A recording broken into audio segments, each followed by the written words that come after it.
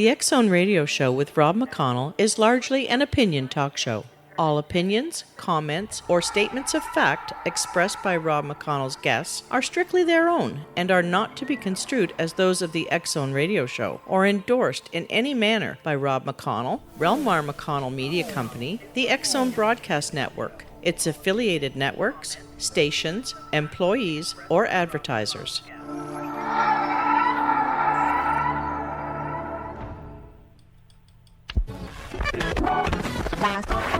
All Hit Radio.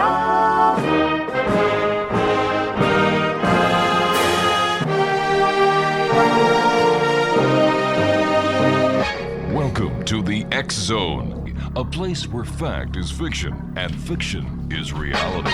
Now, here's your host, Rob McConnell.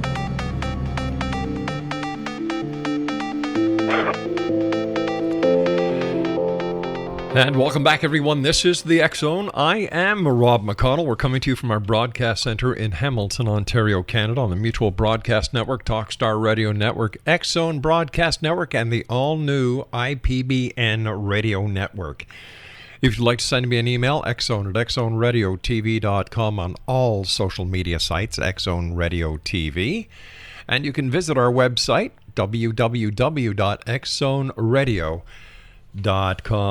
And did you know that while you're on the road with limited data or Wi-Fi, you can still listen to the X-Zone with yours truly, Rob McConnell, and my good friend Jeremy Scott in Dark 30, and every minute of the entire Mutual Broadcast Network day by calling 605-562-4204, and that's courtesy of the TalkStream Live. No smartphone or app is needed. It saves your data, and it's free if you have unlimited minutes.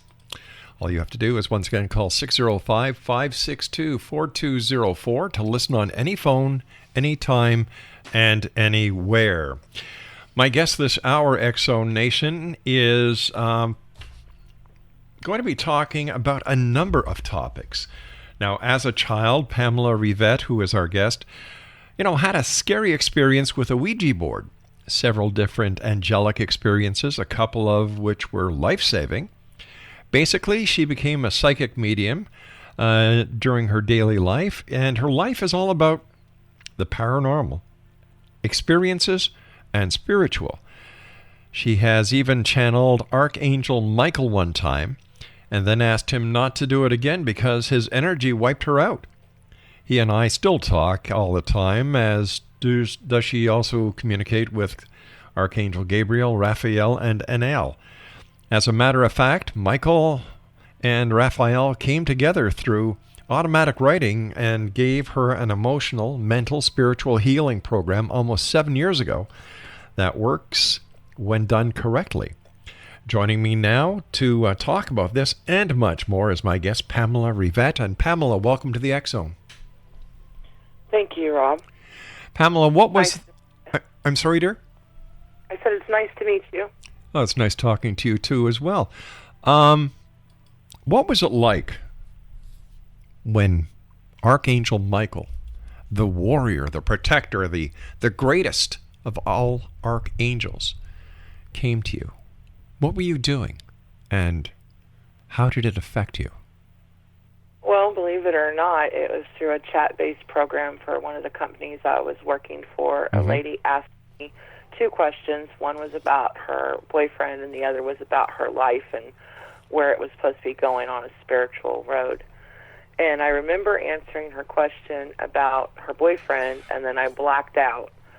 And then I don't remember anything till like an hour later because it shows the minutes on the program. And I asked her if she was still there because she wasn't saying anything. And I was like really chilling and like really, I don't know how to put it. It was just like I was really, really, really buzzing, I guess you could say. And she says, yeah, why? I go, well, you're not saying anything. She goes, well, I didn't know if Michael was finished. I go, what do you mean? She goes, apparently Michael's been talking to me this entire time. He's been telling me all kinds of stuff. I go, yeah?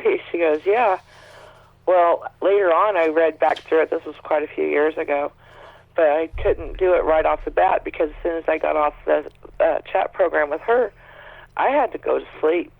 I was like so wound up, I had to lay down because it was just so draining. And apparently my roommate told me I slept for 3 days. I don't even remember getting up and going to the restroom. And she said Wow. I did. I just don't remember it. But it wiped me out. So I made an agreement with him that I had no problems him coming to talk, but never take me over again because I just can't handle his energy. It's too strong. I would imagine so, but have other archangels come to you? So talk to me. I took permission away when Michael did that for anybody to channel. But they talk to me all the time. Like about 7 years ago, as you were stating, Michael and Raphael came together and they gave me a spiritual program to basically help this one lady out through automatic writing. And so far to date, everybody I've placed on the program, as long as they complete it into its entirety, it helps them tremendously. I had one client a few months back came to me. She said her shrink referred her. And I'm thinking, as far as I know, I don't have any shrinks as clients. All right, Pamela, we're going to take a little bit of a break here. We have to take our first 2-minute commercial break. Exonation Pamela RIVETTE is our special guest. www.houston-psychic.com. And we'll be back on the other side of this break as we continue here in the X Zone from our broadcast center in Hamilton, Ontario, Canada. My name is Rob McConnell. Don't go away.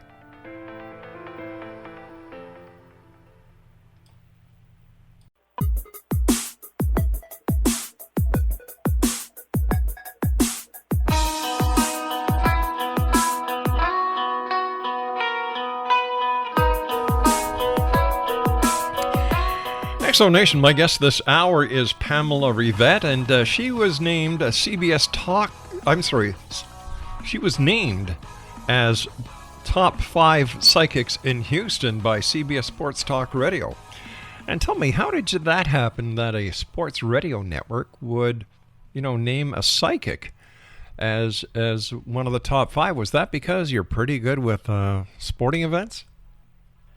Well, I don't prefer to do sporting events. What happened was it was like around the time of that last presidential election, and I said Obama was going to get it, but I also one of the interviewers, one of the talk show guys, he had me do a reading for him and asked me about his relationship with him and his girlfriend, and I nailed it to a T. That'll make a believer out of a skeptic, won't it? Yeah, one of the other guys that I wasn't reading, because it was a 2-team person doing the interview. Right. And the other person, he was a skeptic until then, and he said, "No, Moss, I give up. I believe." Because I told him exactly what was going on in their relationship. That'll do it. It was funny. That will do it. Listen, why do you think the angels came to you? Well, for one, I'm open to hearing them, and I always pray and ask every night before I go to bed for when I have customers call, whether it's a company I work for or through my own website itself. I always ask for them to help me give the guidance that the person that's coming to me is in need of, so that way I can help better their life. How can a caller or somebody seeking psychic advice tell the difference between a real psychic and a psychic who is a fraud? Well, for one thing, a real psychic's never going to tell you that you have a curse or negative energy surrounding you and you need to send them extra money to get rid of it. That's one. The other way is that, like with me, I just get the first names of the people that they're wanting to ask about or the name of the place, and then I get very general questions. I don't want any background information in the question at all. Say like someone's asking about a relationship that's ended and they want to know if they're going to return. I don't want to know all that. The way they would ask, let's say the guy's named Bob and hers Julie, on the current path Bob's on, will he and I end up together in the future, or what's going to happen with us in the future, or what's his thoughts, what's his intentions, what are his feelings. I don't want to know what's going on, because a good psychic should be able to tell you what's going on, because you don't want a psychic who's going to feed off of what you've already said. Gotcha. How do you prevent people from being dependent on you as a psychic? That's a hard one. I've outright had to turn people away before. Because I have people always ask me, I guess because they're used to other psychics they've been to, telling them when to come back. Right. And they'll ask me, well, when should I come back in? I go, it's up to you. And they're like, really? I go, yeah, when you feel there's a need, come on in. If you don't feel there's a need, don't worry about it, because I'm not here to live your life for you. I'm here to guide you to a happier, healthier life, but you need to live it.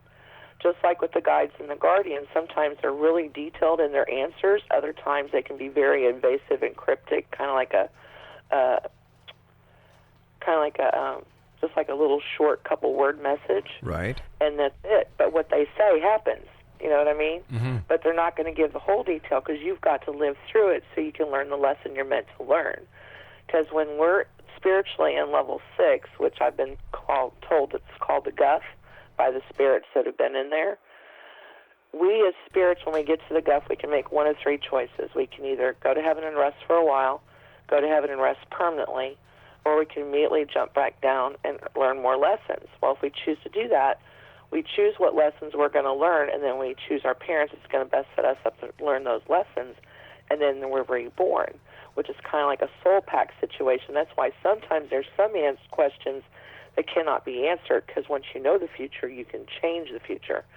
And if, let's say I ignored something like that, and I went ahead and told the person they changed it, they didn't learn it, well, then that's going to slow down their spiritual evolution, because now they got to come back a whole nother lifetime to learn that particular lesson, which slows down their spiritual development and causes karma to come and kick me right square in the butt for having interfered 7 times over. So I'm one of probably the few psychics that try to take responsibility in that manner of not interfering in any life lessons that they've decided to learn when they were in level 6. How many different levels of psychics are there? Levels of psychics, I'm not too sure, but spiritual realms, there's 7. Earth is number 1. Right. Number 2 is what they call the void, which is a period of darkness, which is where a spirit will go when they first cross over, to where they can learn to communicate with those they left behind, or say that they were murdered. They might stay there till their death's vindicated, or if they did something bad while they're here, they might be scared to go into the light, so they'll stay in there till whatever. And then there's level 3, which is actually the entrance into the light. Then there's level 4, which I've caught one in there before, and it's so beautiful. It's like a rainbow-colored crystal cavern as you go towards the light further. Level 5, they call the time machine, which is where they can go back in the lifetime that they just left, so they can relive brief moments in time to see what they didn't learn when they originally went through the situation, so they could take the lesson with them. Level 6, as explained a minute ago, is called the guff. Right. And what goes on there. And then level 7 is the heaven. And I've caught a few in heaven as well. And so far, the ones that I've caught in heaven makes me believe that heaven is what we want it to be, because of what they've shown me.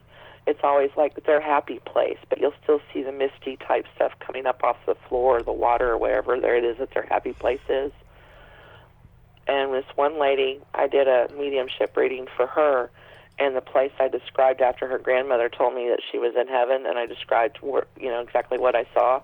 She said that was the place her mother lived in up in the mountains. I described it to a T. Well, that was what she considered to be her heaven, and that's where she was. Wow. What happens if a person commits suicide? What happens to them? Do they go to heaven? Do they go to hell? Are they put in the middle?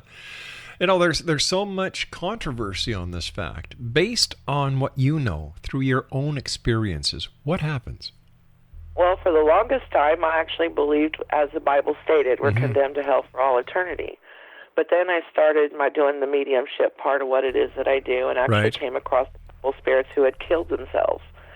And the way they explained it is, say like they were meant to be here on Earth till they were 80, and they committed suicide when they were 30. Well, for the next 50 Earth years, they relive everything that brought them to the point of suicide, the act of suicide, and how it affected everyone they left behind. Once they reach to that point when they were supposed to cross over, they can cross over just like everybody else can. So, yeah, eventually they can go to heaven, too, as well. They just have to go through what they called a tempering of the soul. And if you think about it, if you're going to commit suicide, it's because your life was a bunch of BS anyways. That's right. That's right. So if you have to relive that repeatedly over and over and over, why would you do that to your spirit, because it got you to the point the first time here to do it, to kill yourself. So why would you want to do it if you got to relive that over and over and over till you were supposed to die? That's an excellent point. Like, why do we have to keep coming back? Because there's way too many lessons to learn just in one lifetime, and you have to learn the opposite. Just like, of course, imagine you know who Ted Bundy is. Sure. You know how he killed all those co-eds. Yes. Well, either in a past life or in a future lifetime, he will be the victim of a serial killer because he has to learn the opposite side of that. Just like, say, somebody dies of cancer in this lifetime. They may end up in the next lifetime having a family member who dies of it, but they themselves will never have to go through that illness ever again because they've already learned the lesson of going through that illness. So, but what is the purpose? I understand what you're saying about we have to learn the good and the bad, but to what extent? When does it end, and what happens when it ends? Well, that goes basically up to the level of spirits up in heaven, actually. Mm-hmm. We have the regular human spirits, which they can make the decision at any time, in their spiritual progression to just stay there in heaven. Then we have the guides and the guardians, which are actually human spirits that have led a fairly large amount of lifetimes in their past. Right. Which is actually what's known as our true soulmates. They're people who've been with us in past lives that's followed us over in spirit form that's chose to watch over and guide us. Then we have the regular angels of God, as I call them. Mm-hmm. Then we have the archangels. Then we have Jesus Christ, and then we have God our Father. So there's 7 levels of spiritual beings there in heaven. So it just depends upon how many past lives you've led, right, and the knowledge you have on what level you end up being when you're there. Let's say that somebody asks you to communicate with someone on the other side, and you do what you do in order to get the message out to the ether that, let's say, Julie wants to talk to Bob on the other side. As far as in-person appointments, what I do is I have them bring an actual photograph of the person by themselves. Does not matter how old they are in. Oh, okay. Let me get on with the question. And a personal item. All right. Huh? So she gives you the picture, the personal item, and you try to communicate on the other side to find Bob. But Bob has been on the path to reincarnation. Bob is already here, somewhere else, as a child. What would happen? Someone as a member of the family actually interferes and lets us know they've already been reborn. Oh, wow. Does that happen often? A couple times. I can't say it has happened often, but it has happened where somebody else has already been reborn. And they'll even tell you, like, when they were reborn, and most of the time the family recognizes the aspect of the timing I gave as to when a child entered into the family. Fascinating. When we come back on the other side of the news, I'd like to talk to you about Ouija boards, especially since you had a scary experience with a Ouija board when you were very young. So yeah, I'll never touch. You'll never touch another one, eh? Well, right. I'll never touch one. Okay, so stand by. Exonation, our guest this hour is Pamela RIVETTE. And, there we go. And Pamela is a psychic. She was voted and named as one of the top 5 psychics in Houston, Texas. Her website is www.houston-psychic.com, and we'll both be back on the other side of this break as we continue investigating the world of the paranormal and the science of parapsychology from our broadcast center right here in Hamilton, Ontario, Canada. My name is Rob McConnell.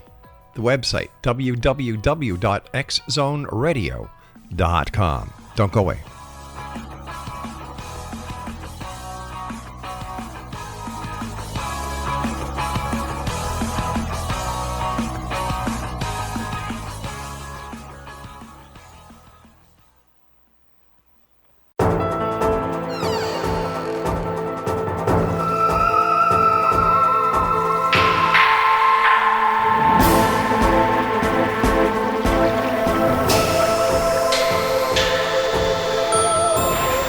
Welcome back, everyone. Pamela RIVETTE is our special guest. www.houston-psychic.com. You sound as if you're very adamant about never touching a Ouija board again. What happened? I was probably about 7, 8 years old. We lived in a little small farmhouse out in Roberts, Idaho. And to give you a layout, it would be the entrance to the kitchen, an old wood-burning stove to help keep you warm. Then there was our table and an ironing board, and then the rest of the house. Well, my mom had the Ouija board sitting on the table. She walked to the entrance between the kitchen and the area I was just describing to you. Right. And I was like sitting in a little chair next to the ironing board. I literally saw that disc fly off the table and land pointing at her feet, which freaked her out as well. So she took the board and she threw it away. Well, a couple weeks later, she was doing her cleaning, and she was cleaning underneath her bed. There was the board with some trash on top of it underneath her bed. Well, she freaked out even more. She told my stepdad at the time about it, so they took it and they buried it. Every couple weeks, she always cleans thoroughly, so a couple weeks later, she was cleaning underneath her bed. There was that dang board again, this time with dirt on top of it. So they had enough of it. It scared everybody enough that we all just went outside. I can remember doing it back over to where the burn barrels were, and they poured gasoline on it and lit that thing afire. And, I don't know if it was just a kid's mind or what, but they said they all saw and heard the same thing. But the smoke came up like a demonic face with horns, and you could hear laughter in the fire. Talk about scaring the bejeebers out of a kid. I will never, ever touch a Ouija board. And from what I've understood about them, is that whoever brings it into your home has to be the one to take it out. Do you have any idea? That's why the board kept reappearing until they burned it, because neither one of them had brought it into their home. A friend of theirs had.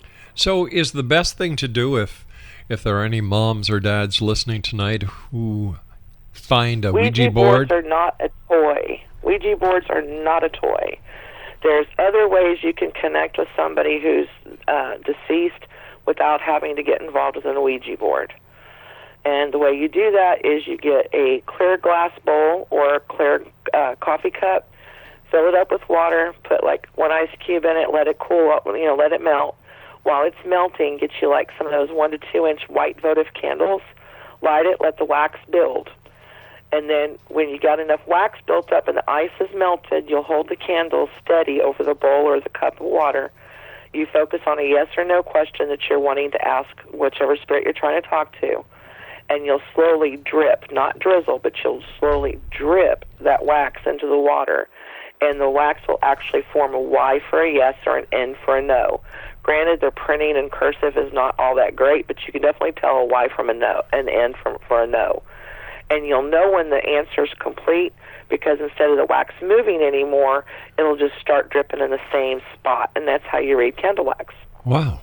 Never heard of that before.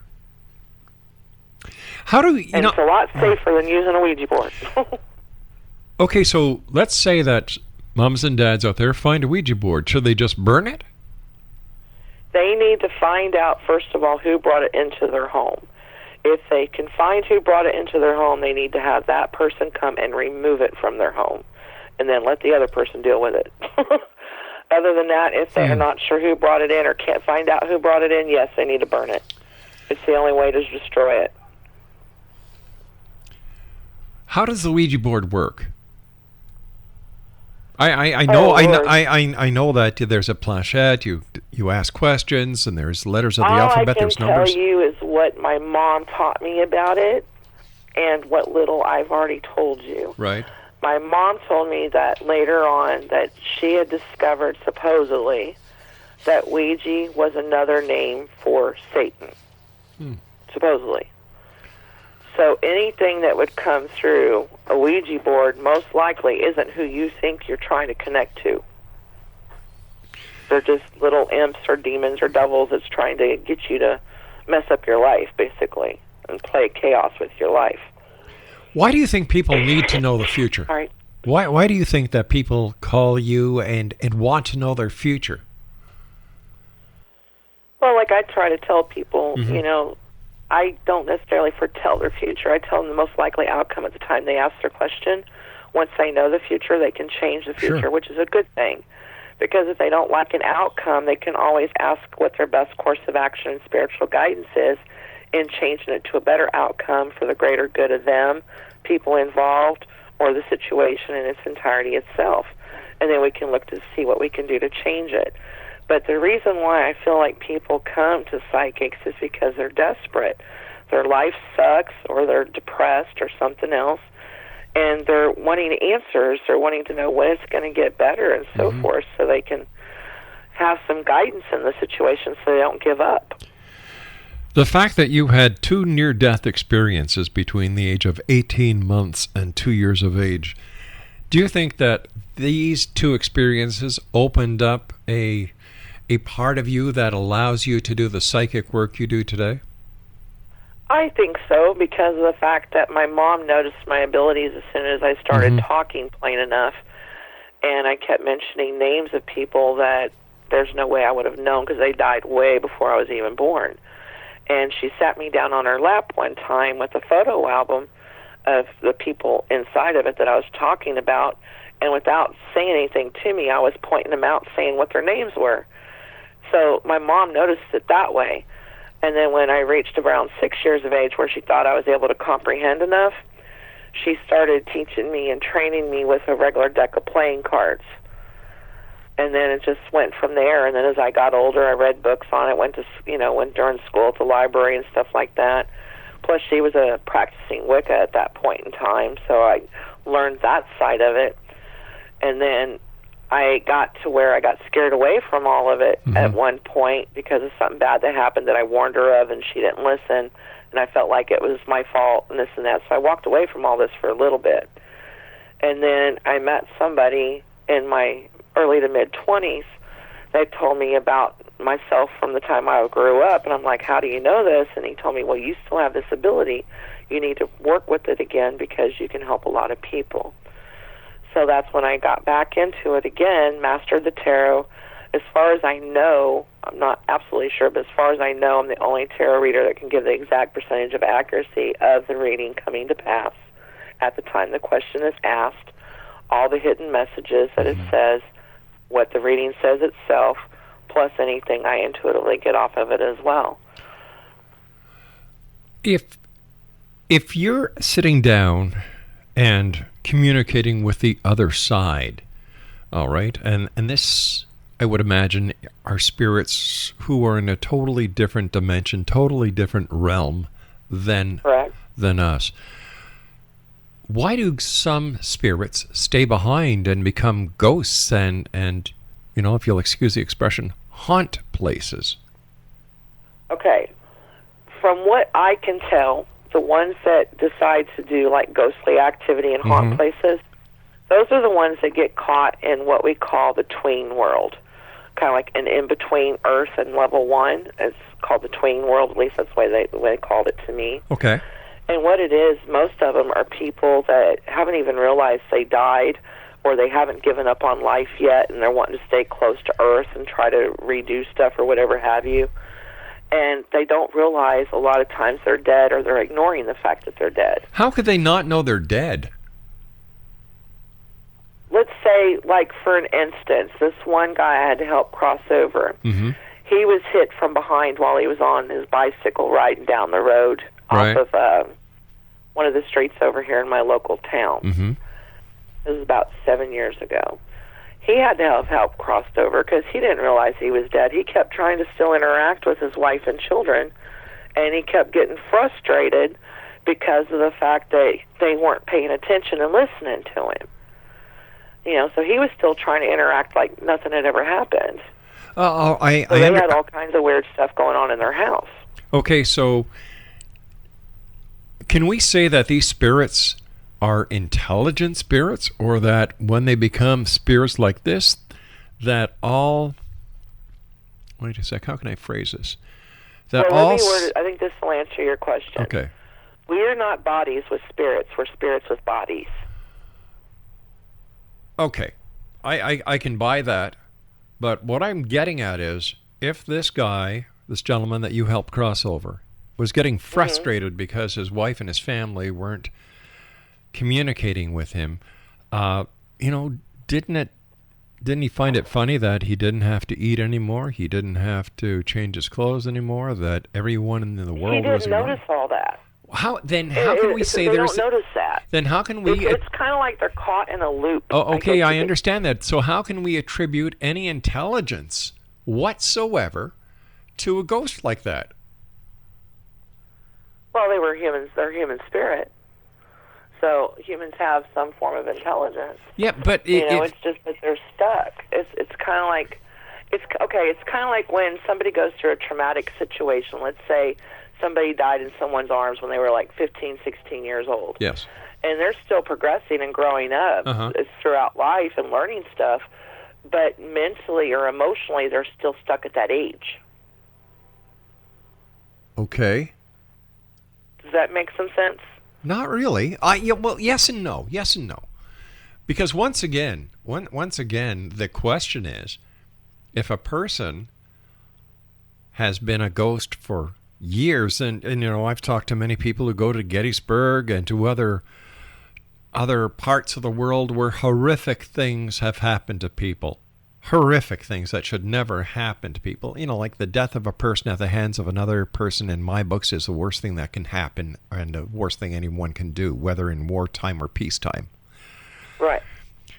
So, you've got... Okay, remember earlier when I was telling you about level 1, which is the period of darkness? Yes. Well, even for a spirit to get there, it has to go towards the light. Okay? Mm-hmm.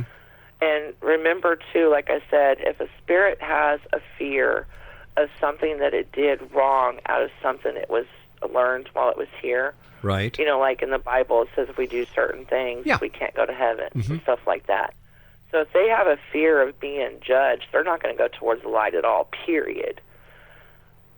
Because they're scared. Well, that's a fallacy. So why isn't there somebody on the other side to tell them, they what? have to request it. There's a lot of rules and regulations to this whole death thing that nobody tells us about. Well, that's because of the fact not that many people have been over in those areas to be able to tell people about it. But if somebody dies, they go to the other side. Like I've spoken to many nurses who work in palliative wards and emergency rooms, and I've spoken to many first responders. And at the moment, or close to the moment of departure from this dimension, this world to the next, people see friends, relatives who come to greet them and welcome them and to help them cross. Most of the time, though, that's when they're passing away at the time they're meant to be crossing over. And yet I've talked to emergency responders who have gone to horrific accidents, and as people were just slipping away, they were met by somebody, and they could be heard saying, "Are you going to take me home now?" And that would mean that would probably have been how the spirit had chosen to cross over. Remember earlier when we were talking about level 6, and I told you about the lessons you choose to learn? Right. Let's say somebody had ran over a child and killed them when they were alive before. Well, then they may have to learn the lesson of being ran over. So that was how they chose to go, so that's how they would be able to meet whoever was going to come across, because it was their time. It's how they chose to go. Is this the possible meaning in the Bible when it says, "As you sow, you shall reap"? Yeah, karma. Yeah. What comes around goes around. Paybacks are a bitch. And what don't catch you in this lifetime, it'll catch you in the next. So how do we prepare ourselves for death when we're alive, so that we don't get have a general trapped? Acceptance of what it is and realize it's something that's very beautiful. It's actually a progression of our spirit. To give you an example, when my grandmother passed away and she partially raised me, I can remember seeing her in the coffin. I can't remember anything else. I totally freaked out. And then when my grandfather passed away, like 11 years later, I had already learned everything that I've learned. And I actually delivered his eulogy. And the only thing that teared me up was some of the memories that was coming off the audience, the people in the funeral. Yeah. one of the images I saw was him and my grandmother figure skating around the ages of 18, 19 years of age. I didn't understand it. Wow. But it was such a beautiful thing. And I went to her sister after I was done doing the eulogy, and I told her about it. She goes, well, that's the memory I was having while you were up there. And I said, well, what's the deal with it? She goes, you didn't know? I go, no. She goes, your grandparents could have been in the Olympics if they wanted to be, but she got pregnant with your mother. And I never knew it. So, I hate funerals. I really hate funerals because they are so sad. And I've often wondered why we don't celebrate this person's life like the Irish do. Well, see, here's the thing. Every human being has different ways of digesting things. Mm-hmm. You have people with scientific minds, you have people with spiritual minds, and you have people with religious minds. You also have different types of people on how they deal with emotions. So it just depends a lot of what we've gone through and how we were raised on how we're going to respond. Does that make sense? It certainly does. It certainly does. But as I said, I think that society should have a better understanding of death. What happens? Well, one of the reasons why they don't is because they're fearful of it, and they don't realize exactly how beautiful death can be. Because everybody thinks, well, okay, well, if I'm not taken up with all these thousands of people that God takes up towards the end of the world, then I'm never going to get to heaven. I'm never going to reach that gate. So I'm afraid of it because I don't want to go to hell and I don't want to get caught in limbo. Oh. So they have that fear because they don't know what's on the other side. They have certain beliefs that sometimes that when you're dead, but that's not true. Well, there's two facts. Our spirit does live on. There are two facts that I know. You're here for a good time, not for a long time. That's number one. And number two, hell is here on earth. We'll be back on the other side of this break as we continue here in the X Zone from our broadcast center in Hamilton, Ontario, Canada.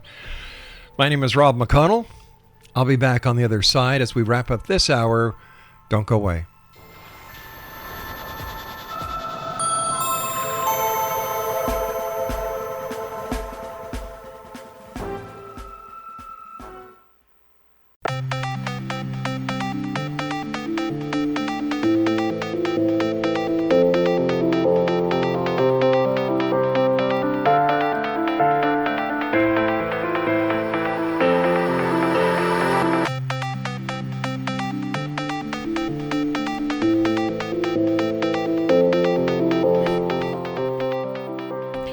Exonation, my guest this hour is Pamela RIVETTE, www.houston-psychic.com. First of all, Pamela, thank you so much for coming on the show. It's been a great hour, and thank you for helping us better understand what lies ahead on the other side.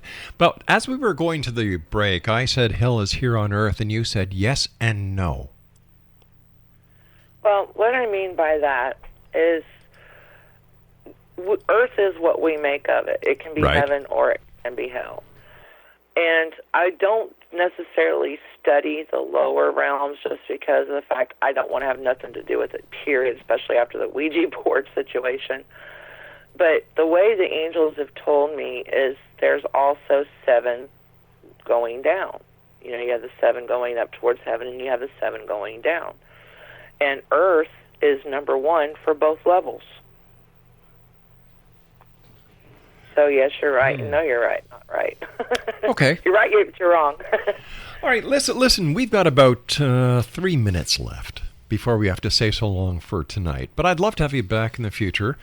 And I've got to ask you one question, because you were voted one of the top 5 psychics in Houston.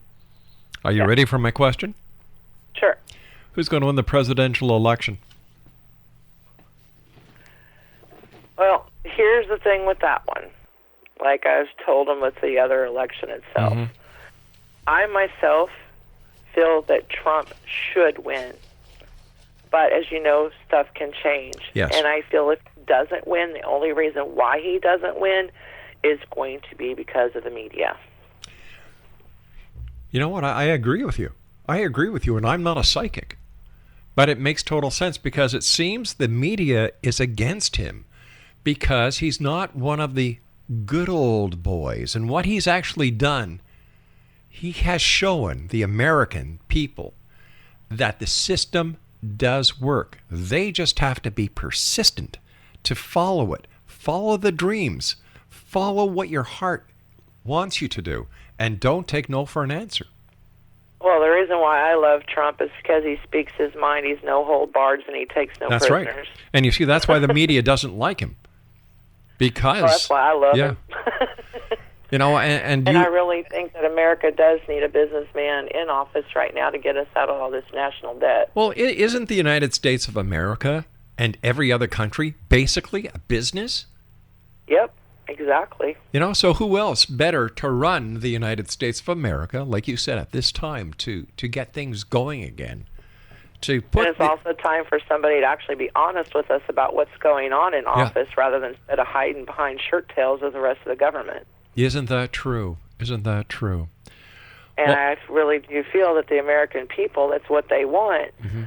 You know, they want somebody to be totally open and honest with them. And where Hillary Clinton is concerned, you know, there's a good possibility if the media does sabotage Trump that Hillary is going to get into the office. That's the only thing I'm worried about because I feel like we're going to be worse off with her than we were with Obama. Well, all I can say is, and I told our last guest the same thing, Bill Sweet, it makes great television for us up here in Canada. Better than the O.J. Simpson trial. So thank you. Yeah, it'd be kind of like a make me laugh type program. Well, what he's done is what everybody said that he shouldn't do, and that's turn the presidential race now into a reality show. So until the next time we meet, Pamela, thank you so much for sharing your time with us, and the very best to you until we speak again. Well, thank you for having me, Rob. My great pleasure.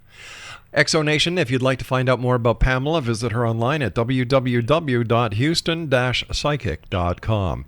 And we'll be back on the other side of this break as we continue here in the X Zone with yours truly, Rob McConnell.